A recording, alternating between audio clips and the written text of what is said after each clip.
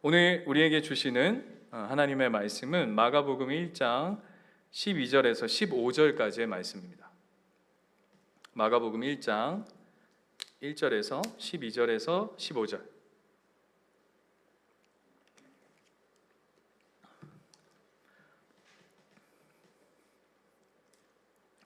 제가 3주 전에 이 본문을 설교를 준비했다가 지난주에 다시 한번 엎었다가 어제 다시 또 엎어가지고 다시 이렇게 좀 준비를 했는데 아무튼 한번 살펴보도록 하겠습니다. 12절부터 15절 교독하겠습니다. 성령이 곧 예수를 광야로 몰아내신지라.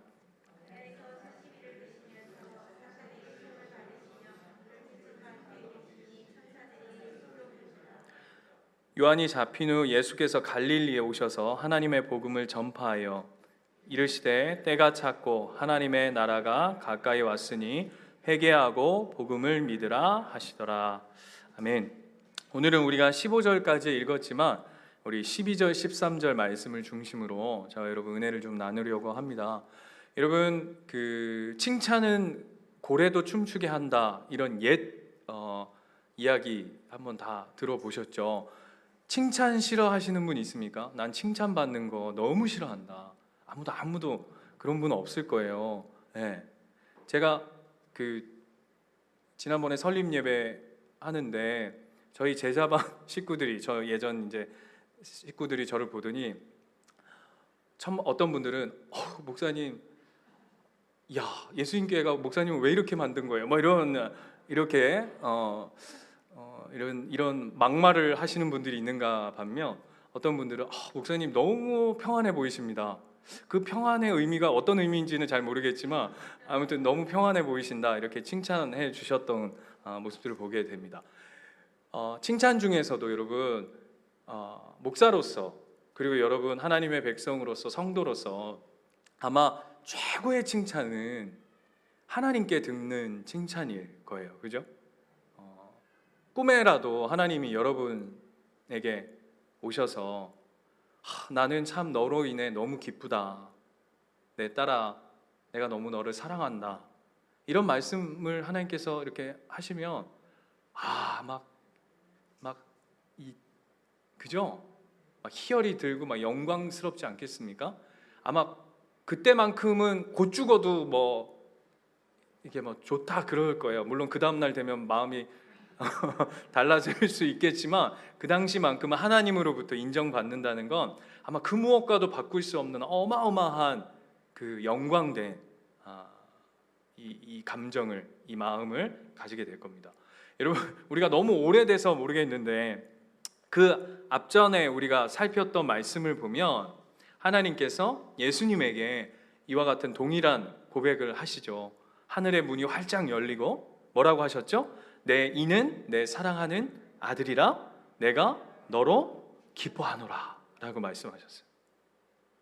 그런데 그렇게 칭찬해 놓고요, 저한테 예를 들어서 전 목사, 난 참 전 목사 너로 인해 하나님께서 참 기쁘다 라고 말씀하셔 놓고, 그런데 말이다, 내가 너 정말 너의 사역을 기뻐한다. 그런데 너 다음 주에 저 오지로 선교 갈 수 있겠니? 그럼 이제 이야기가 달라지는 거 아니겠습니까? 그렇죠? 표정들이 넌 그렇게 믿음이 없구나 이렇게 생각할 수 있는데 그러니까 내가 너무 너를 사랑하는데, 그런데 너 이제 예수님교회 이제 2년 하면 충분하다. 2년 사역했으면 충분하고 이제 다른 또 목사 세우고 너는 저 농촌에 저기 가면은 제가 한번 말씀드렸죠. 어떤 사모님이 그 지방의 발령 청빙이 받아가지고 이제 교회에 첫 가는데 갔더니 사모님이 이제 부푼 마음에 이 교회 하나님 불러주신 이 교회 어떨까 하고 딱 갔는데 밖에 유모차가 쫙 있더래요. 와, 무슨 이렇게 시골 교회 유모차가 웬일인가, 여기 젊은 분들이 밑에 내려와가지고 사는가 보다 하고는 딱 봐가지고는 예배당 문을 확 열었더니 전부 다 할머니들만 가득하신 거죠. 그 유모차가 뭐였죠? 할머니들 지팡이 대신 이렇게 끌고 다니시는. 거기에 어느 날 저보고 전 목사, 내가 널 너무 기뻐한다. 내가 널 너무 사랑하는데 거기 가서 사역해라. 그럼 뭐 가야죠? 다녀오래요. 예. 끝나고 남으세요. 누구죠? 예. 쉽지 않을 것 같아요. 솔직한 마음입니다. 어느 날 갑자기 다 너의 사역을 접고 시골 가라. 아니면 저 오지 아프리카 같은 데 가라. 이게 진짜 만만치 않을 것 같아요. 오만 가지 핑계를 다 댈 것 같아요. 하나님, 윤지 좀 키우고 가면 안 될까요? 안 그러겠습니까? 하나님, 그리고 아직요 예수님께 아직 기반 안 잡혔어요. 제가 한 3년 더 해가지고 그래도 5년은 해야 이렇게 영적인 뭐가 좀 이렇게 잡히죠. 그랬더니 하나님이 아니야, 네가 안 잡아도 돼. 그 네가 잡는 거 아니야. 넌 그냥 저기 내가 가라는데 가. 라고 한다면 자신 없어요. 근데 오늘 하나님 그렇게 하셔요. 어디로 내모시냐 하면 12절 보시면 성령이, 쉽게 말하면 성령님 누구십니까? 하나님이시잖아요. 하나님이 곧 예수를 광야로 어떻게 하셨다고요? 몰아내셨다고요. 내 기뻐하고 사랑하는 아들이라고 말씀하셔 놓고는 광야로 내모셨대요. 여러분, 왜 하필 광야일까요? 사랑하는 아들이야 했다면 이 땅의 메시아로 이 땅을 다스릴 왕으로 왔으면 어디여야 되죠? 내 사랑하는 아들이다 라고 했다면 어디가 어울리죠? 왕궁이 어울리죠. 왕궁이. 네? 지금 뭐 청와대 못 들어가가지고 서로 막 난리들인데, 근데 사랑하는 아들이라 해놓고는 왜 하필 광야냐고요. 광야가 도대체 어떤 의미를 가지고 있길래. 더 재밌는 건 우리가 지난번에 기억나실지나 모르겠는데 세례 요한에 관해서 살필 때도 그의 그 사역의 이 터전이 어디였나, 죄송해요, 저는 왜 이런 단어밖에 생각이 안 나는지 모르겠지만 이 사역의, 세례 요한의 사역의 이 나아바리가 어디였냐면 광야였어요. 그죠? 광야에, 세례 요한 광야, 예수님 내 아들 사랑해, 내 거의 기뻐해, 광야로 가. 왜 그럴까? 광야가 도대체 우리에게는 어떤 의미이길래? 여러분, 신앙생활하면서 뭐 광야의 삶, 뭐 찬양도 뭐 광야에서 뭐 광야 당신은 광야를 살고 있습니까? 뭐 광야를 통과하셨습니까? 뭐 이런 이야기 참 많이 들으셨잖아요. 여러분 어때요? 여러분 신앙은 광야를 통과하셨습니까? 지금 광야에 계십니까? 목사님 그런 얘기 하지 마세요. 저는 안 가고 싶어요. 저는 고속도로 하이웨이로 가고 싶어요. 도대체 우리 그리스도인에게 광야는 어떤 곳이길래 하나님이 예수 그리스도를 그 광야로 내모시는 걸까?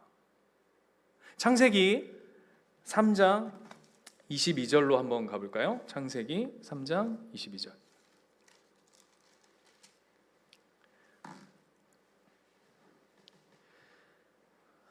광야, 그 영적인 의미가 뭘까? 광야의 영적인 의미, 창세기 3장 22절부터 보시면요, 제가 읽어드릴게요. 여호와 하나님이 이르시되 보라, 이 사람이 선악을 아는 일에 우리 중 하나와 같이 되었으니 그가 그의 손을 들어 생명나무 열매도 따먹고 영생할까 하노라 하시고, 여호와 하나님이 에덴 동산에서 그를 내보내요. 여기서 그냥 이렇게 그냥 순적한 표현으로 표현되어 있지만 그를 에덴 동산에서 내쫓으셨죠, 그죠? 네, 내쫓으셨다. 그 다음에 그의 근원이 된 땅을 갈게 하시니라 하시고, 24절 보시면 이같이 하나님이 그 사람을 쫓아내시고 에덴 동산 동쪽의 그룹들과 두루 도는 불칼을 두어 생명나무의 길을 지키게 하시니라 라고 하면서, 이것이 뭘 설명하고 있냐면 광야란 것이 어떤 것인가에 대해서 영적 의미의 궁극적 자리를 창세기 제일 첫면에 놓고 있는 겁니다. 그 광야란 뭐냐 하면 죄로 말미암아 하나님으로부터 쫓겨난 모든 곳이 광야죠. 이게 가지고 있는 광야의 영적인 의미예요. 광야는 긍정적인 의미와 부정적인 의미를 동시에 가지고 있는 것이 광야예요. 제가 요번에 그 코로나 확진 받아가지고 누가 그러더라고요. 전 목사처럼 코로나 받아놓고 저렇게 신나가지고 저렇게 자기 코로나 걸렸다고 자랑하고 다니는 인간은 없을 거라고 막 이러던데, 그 뭐 제 흠이 아니잖아요. 제가 뭐 걸리고 싶어서 걸린 것도 아니고. 아무튼 코로나 걸려가지고 제가 그 방에서 영화만 본 게 아닙니다. 영화만 본 게 아니에요, 여러분. 제가 그 광야의 의미라고 하는 그 폴라 구더라고 하는 어떤 목사님이 쓰신 책이 하나 있는데, 와, 제가 그 책에 제가 아까 말씀드렸잖아요. 이 마가복음을 그 3주 전에 미리 준비를 했다가 제가 이제 확진돼서 폴라 구더 그 광야의 의미를 읽고는 설교를 새로 썼다고요. 네, 그 정도로 그 책이 가지고 있는 광야의 의미에 대해서 목사님이 너무 잘 설명해줘서 책을 잡았는데 한 요 정도 되는 두께인데 이 내려놓을 수가 없을 정도로 그 책의 몰입도가 엄청, 오랜만에 그 시선을 빼앗긴, 마음을 빼앗긴 책이었어요. 나중에 여러분 꼭 한번 읽어보시기를 추천드리는데, 광야의 의미예요, 책 제목이. 오늘 내용들 중에 많이라고 하면 그렇지만 어떤 중요한 인사이트들을 제가 그 책에서 이렇게 가지고 오게 된 계기도 됐는데, 그 안에서도 광야가 가지고 있는 두 면을 설명해요. 긍정적인 면 그리고 부정적인 면. 그래서 오늘 본문에 보면 광야란 첫 번째 부정적인 의미로서는 죄로 말미암아 인간이 하나님으로부터 쫓겨난 모든 인간의 처지를 설명하는 것, 그것이 바로 영적인 광야라는 것이죠. 그리고 4장 12절 가시면, 창세기 4장 12절 가시면 가인과 아벨의 이야기가 나오는데, 거기에 가면 이렇게 되어 있어요. 내가 밭을 갈아도 땅이 다시는 그 효력을 내게 주지 아니할 것이요 너는 땅에서 피하며 유리하는 자가 되리라. 이것이 광야가 가지고 있는 영적 의미인 것이죠. 도망 다녀야 하고 피해야 되고 유리하는 자. 여러분, 그냥 광야라고 하는 것을 우리가 광야라고 하면 우리 마음속에 다가오기보다 사막 이렇게 하면 우리 안에 그려지는 이미지들이 있잖아요. 어떻습니까? 굉장히 위험한 곳. 그렇죠? 14절 말씀 한번 볼까요? 14절 보면 주께서 오늘 이 지면에서 나를 쫓아내시온즉 내가 주의 낯을 배웁지 못하리니 내가 땅에서 피하며 유리하는 자가 될지라 물은 나를 만나는 자마다 나를 죽이겠나이다. 광야라는 곳이 어떤 곳이냐? 하나님으로부터 버림받은, 쫓겨나게 되어져서 아무것도 보호받지 못하는, 그렇지 않습니까? 사막에서는 어떤 것으로도 보호받지 못하는 그런 영적인 의미를 다 담고 있는 것이, 그리고 죄가 도사리는 곳, 언제든지 그냥 집어삼키기 위해서 도사리고 있는 그곳이 바로 광야의 영적 의미죠. 그리고 두 번째로 오늘 본문으로 다시 돌아가 보시면 그 광야는 어디로 이어지냐 하면 13절, 마가복음 1장 13절 보시면 광야로 몰아가신지라, 그리고 13절 보시면 광야에서 40일을 계시면서 그 다음 뭐죠? 시험을 받으셨다. 사탄의 시험을 받으셨다. 창세기 3장 15절 보시면 하나님으로부터 범죄한 인간이 그 첫 시작이 뭐냐 하면 3장 15절, 여러분 원시 복음이라고 참 많이 들어보셨을 텐데 창세기 3장 15절 보면 이렇게 되어 있어요. 내가 너로 여자와 원수가 되게 하고 내 후손도 여자의 후손과 원수가 되게 하리니 여자의 후손은 내 머리를 상하게 할 것이요 너는 그의 발꿈치를 상하게 할 것이니라 하고 라고 얘기하면서 인간이 하나님으로부터 쫓겨난 삶의 모든 근원, 광야된 모든 자리, 그 영적인 자리마다 무엇이 늘 도사리고 있냐 하면 죄가 도사리는 것과 동시에 그걸 넘어뜨리기 위한 수많은 시험들이 함께 이루어지고 있다는 것이죠. 그래서 광야란 어떤 곳이냐?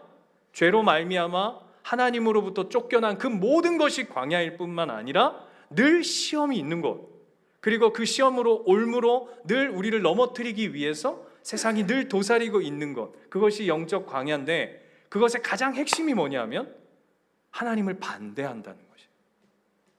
그게 오늘 마가복음 1장 12절 13절에 예수님께서 세례를 받으셔서 하나님 앞에 나는 너로 말미암아 기쁘다라고 얘기하시고는 하나님이 예수 그리스도를 광야로 내모신 이유인 거예요. 그러면 이렇게 질문해 볼 수 있죠.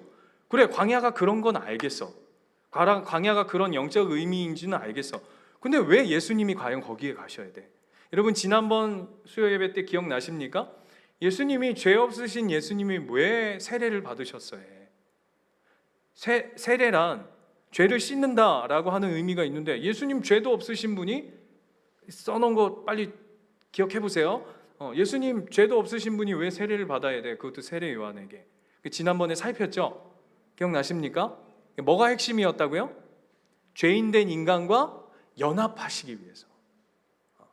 그러기 때문에 오늘 예수님이 왜 광야로 하나님이 왜 예수님을 광야로 내모셨냐면 그 이유는 단순한 거예요. 당연한 거예요. 왜? 뭐 하라고? 광야가 어떤 곳이죠? 거기가 인간들이 죄된 인간들이 있는 살아가는 본거지인 거예요. 쉽게 말하면. 그러니까 예수님의 사역은 당연히 거기서부터 시작할 수밖에 없는 것이죠. 그래서 인간들이 살아가는 삶의 현장. 예전에 KBS에서 했던 조영남 맞죠? 조영남 씨가 하는 체험 삶의 현장 이런 것처럼 그러면 연예인들 막 와가지고 모르나 우리 청년들은 이런 데서 이제 세대 차이가 느끼는구나. 그런 프로그램이 있었어요. 옛날에 연예인들이 어떤 일반 사람들이 사는데 가가지고 막 알바 같은 거 하고 돈 막 벌어오면 오늘 얼마 받았습니다 하면은 봉투에서 돈 막 세알려가지고 그 불우이웃 돕기 하고 막 이런 프로그램이 있었거든요. 여러분 다 아시죠?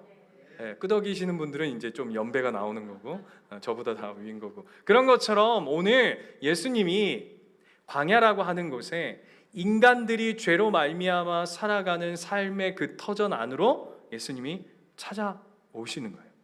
아까도 얘기한 것처럼 그 연합을 이루기 위해서 예수님께서 찾아가신 것은 왕궁도 아니고 무슨 정치를 하신 것도 아니라 인간들의 가장 근본된 자리로 내몰아오셔서 광야의 삶으로 살아오신 거죠. 여러분 이것이 또 극명하게 드러나는 한 사건들이 있는데 구약으로 넘어가 보면 출애굽, 그죠? 출애굽한 이스라엘 백성들이 어디에서 40년 동안 훈련받죠? 광야입니다. 그래서 사도행전 7장에 가면 스데반의 설교에 그 40년 동안 이스라엘 백성들을 뭐라고 일컬었죠? 네, 광야 교회라고 일컬어요. 그 이스라엘 백성들을 광야 교회라고 스데반이 일컫거든요. 그런 것처럼. 그래서 약속의 땅 가나안 땅을 들어가기 위해서 그들이 광야라고 하는 40년을 통과해야 합니다. 그래서 재밌는 건 아까 제가 말씀드렸죠. 광야는 뭐와 묶여져 있다고요? 시험이라고 하는 이것과 함께 묶여져 있는 것이 광야라고 말씀드렸어요. 출애굽의 광야도 잘 보십시오.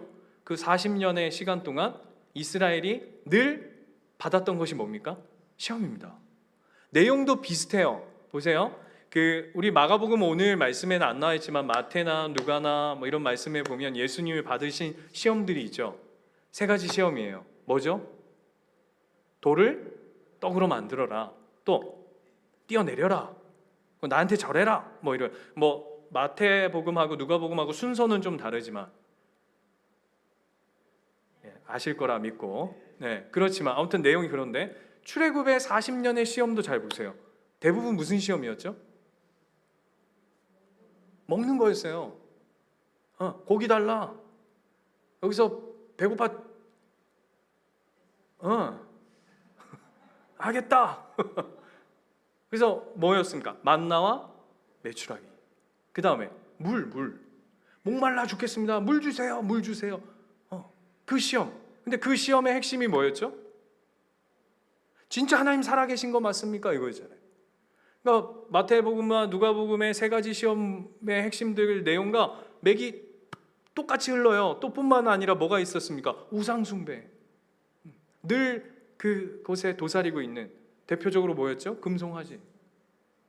이런 사건들이 늘 광야 안에 도사리고 있는 많은 시험들 중에 한 가지였다고요.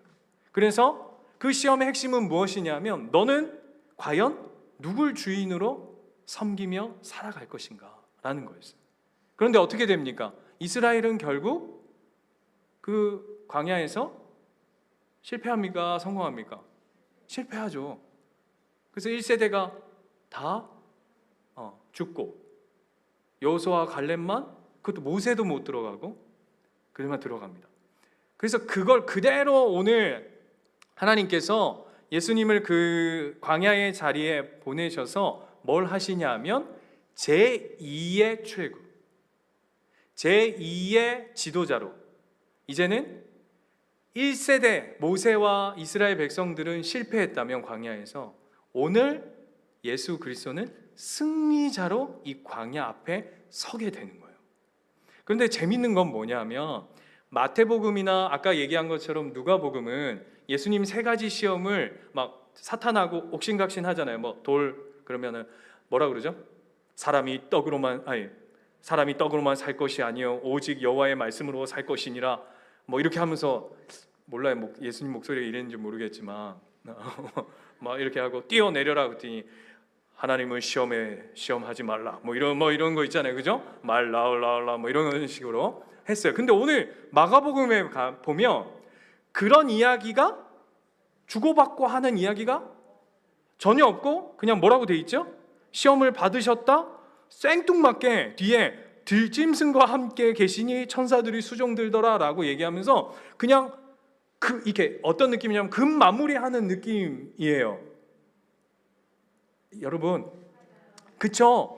마태, 누가는 굉장히 예수님의 시험에 관해서 자세하게 설명하고 있는데 마가는 그냥 시험 받으셨다, 들짐승과 함께 계셨다, 그냥 천사들이 수종 들었다 땡 친다고요. 이게 뭐야?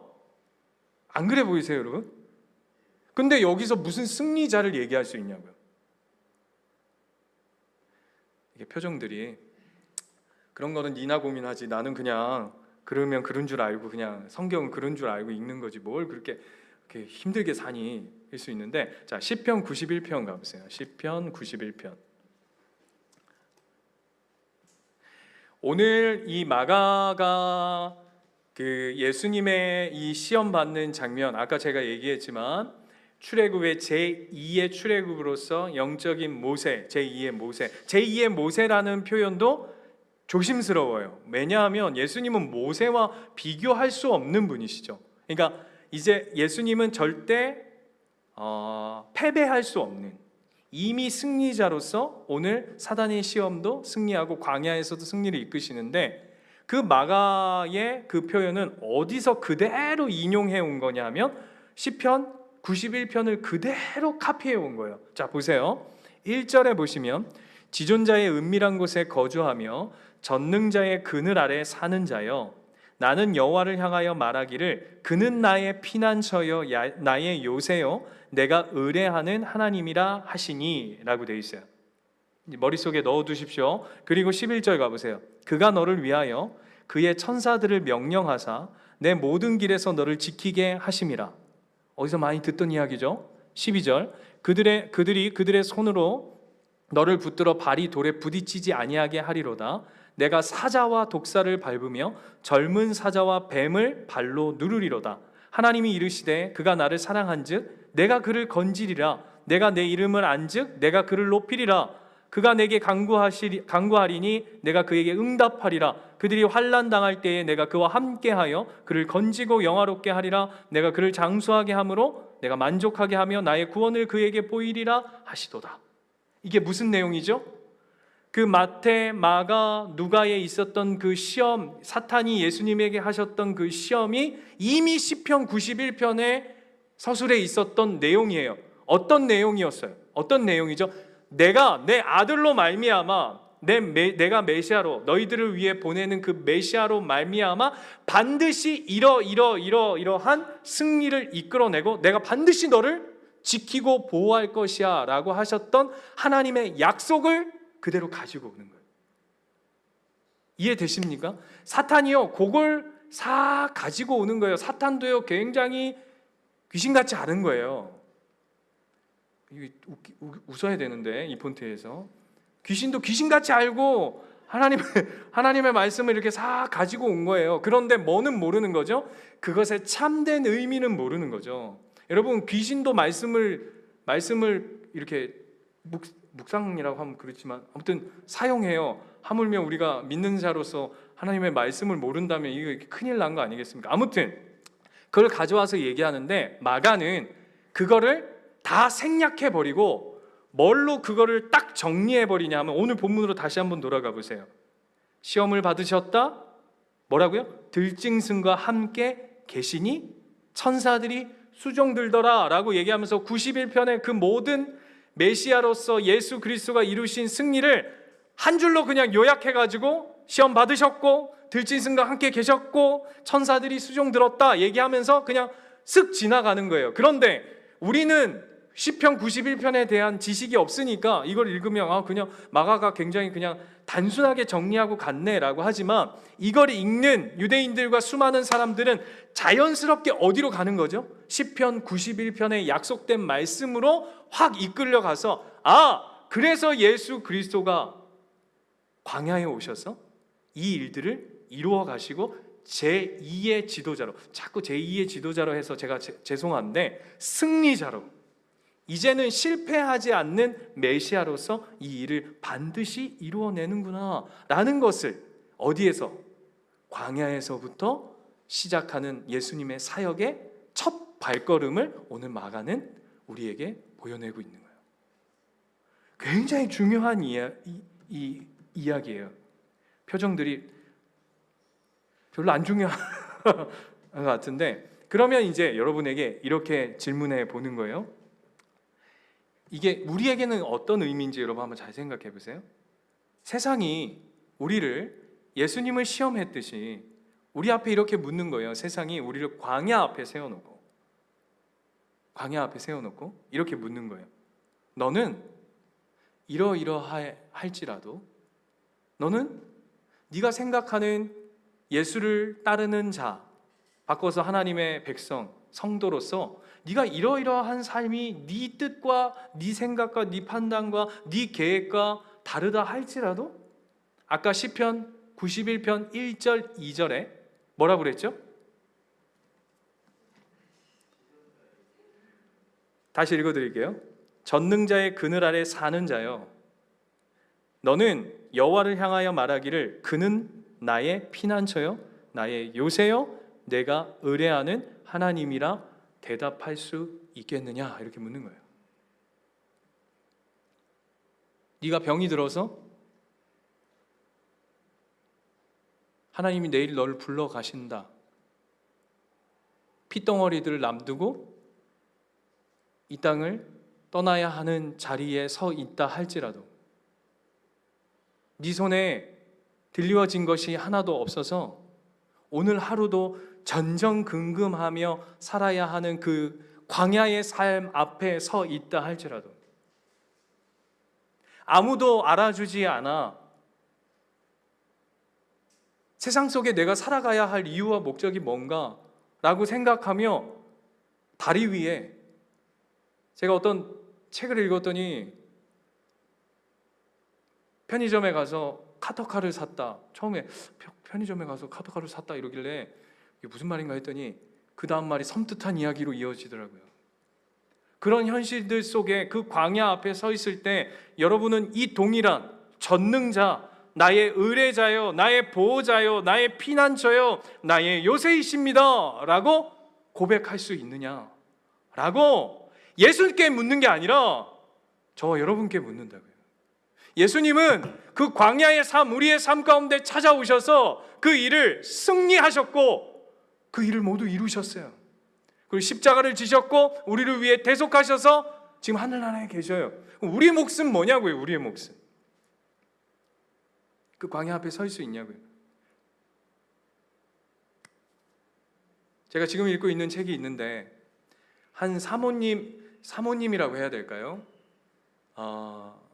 사역자였던 여자분의 이야기예요. 간증집이에요. 일본 분이에요. 아버지 일본 분, 어머니 한국 분.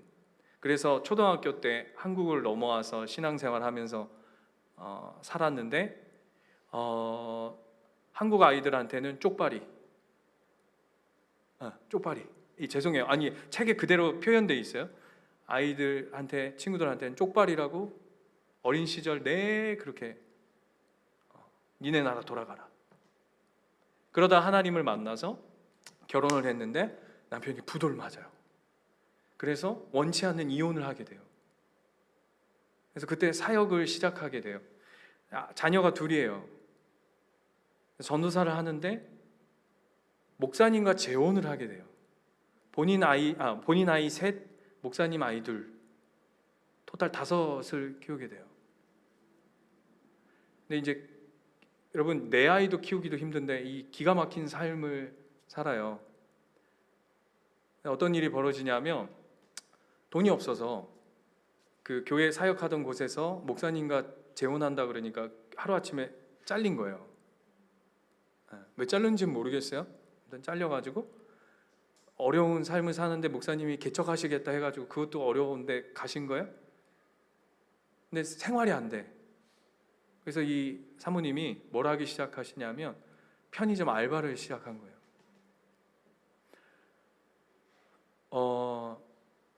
저도 편의점 알바하면서 겪은 건데, 이쪽 삶에서 이렇게 넘어오면 뭐가 제일 힘드냐면 담배 이름이 제일 힘들어요.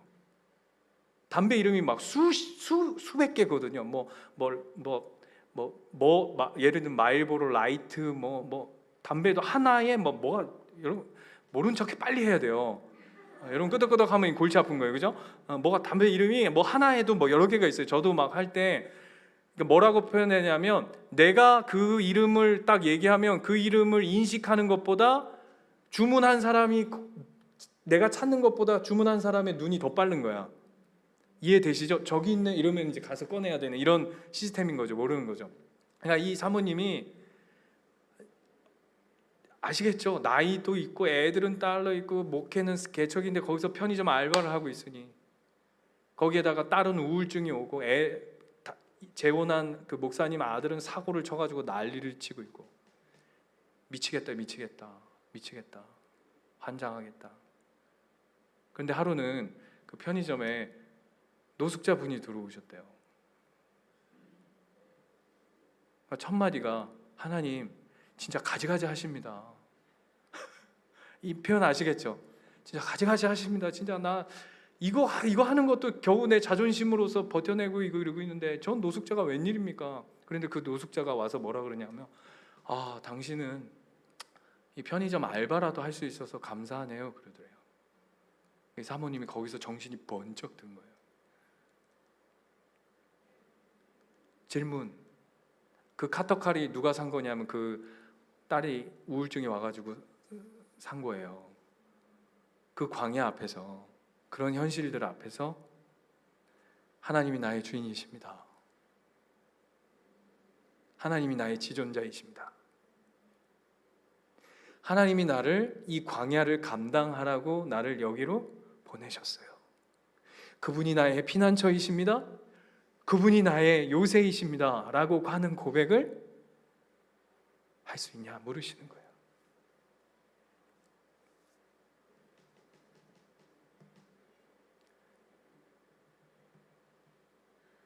이 광야예요, 여러분.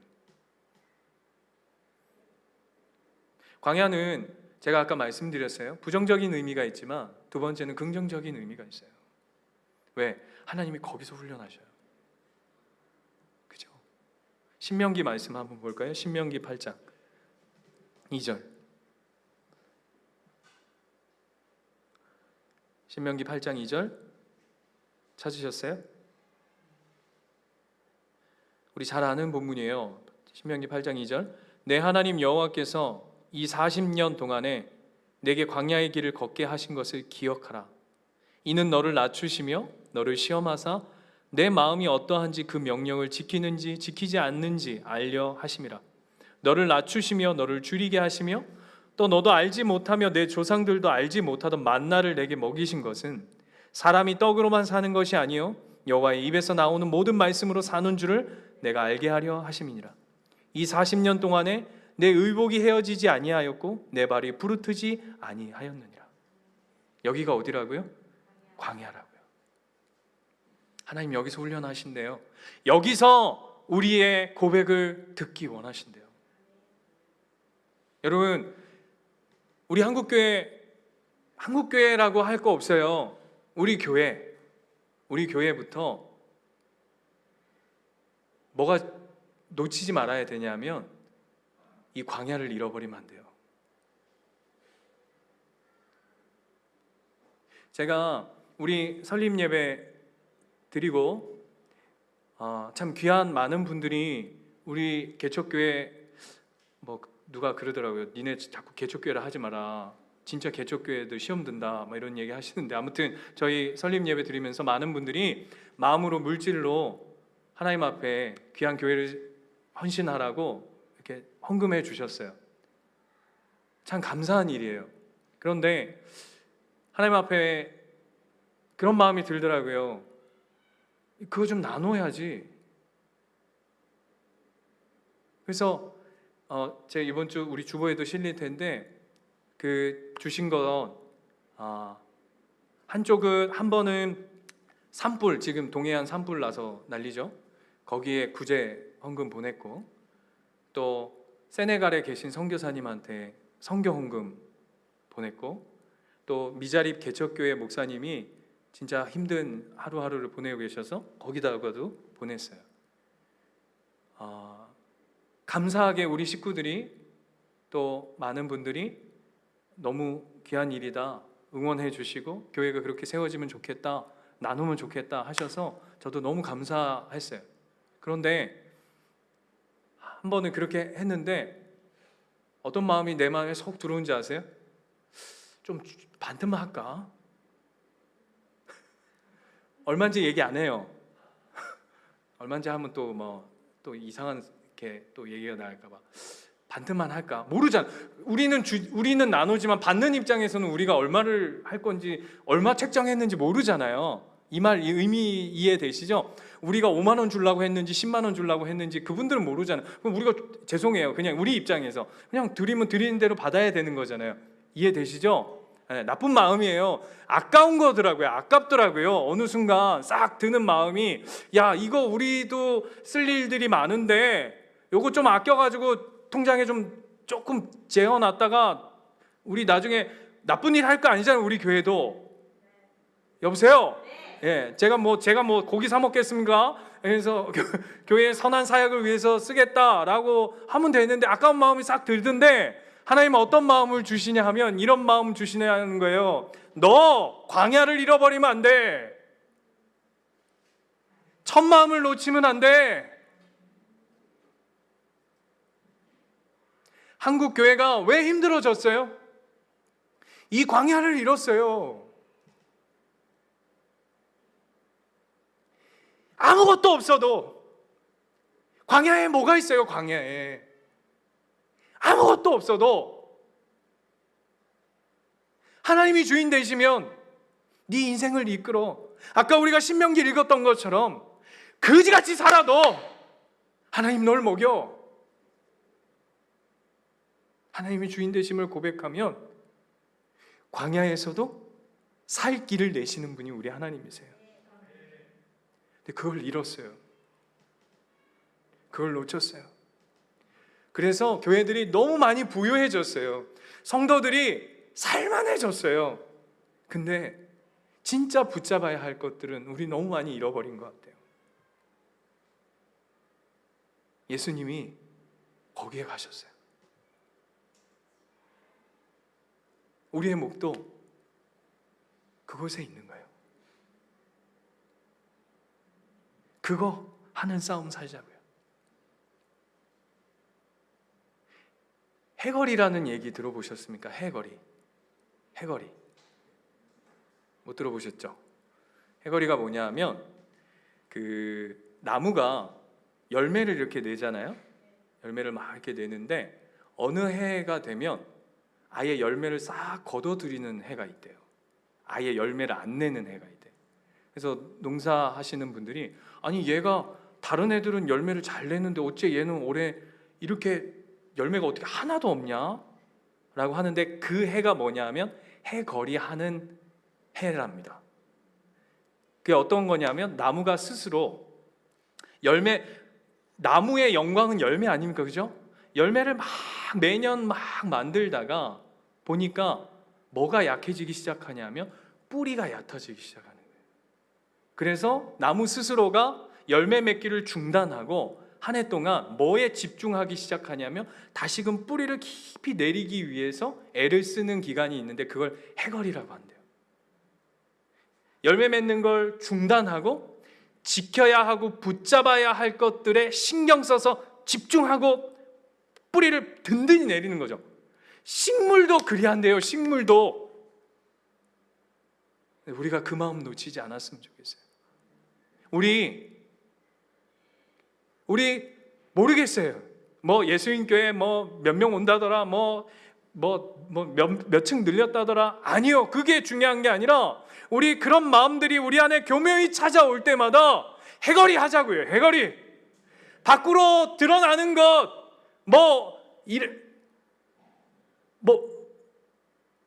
야, 120평인데 200평으로 늘렸다. 그거 하지 말고 열매 맺는 거 한 해 중단하더라도 하나님께 깊이 뿌리 내리는 해거리 말고 주거리 하자고요. 주거리. 그게 우리 교회의 영광이래요.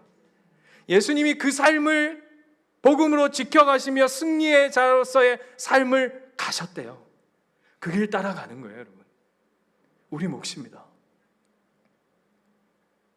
나무 보면서 그 생각하자고요.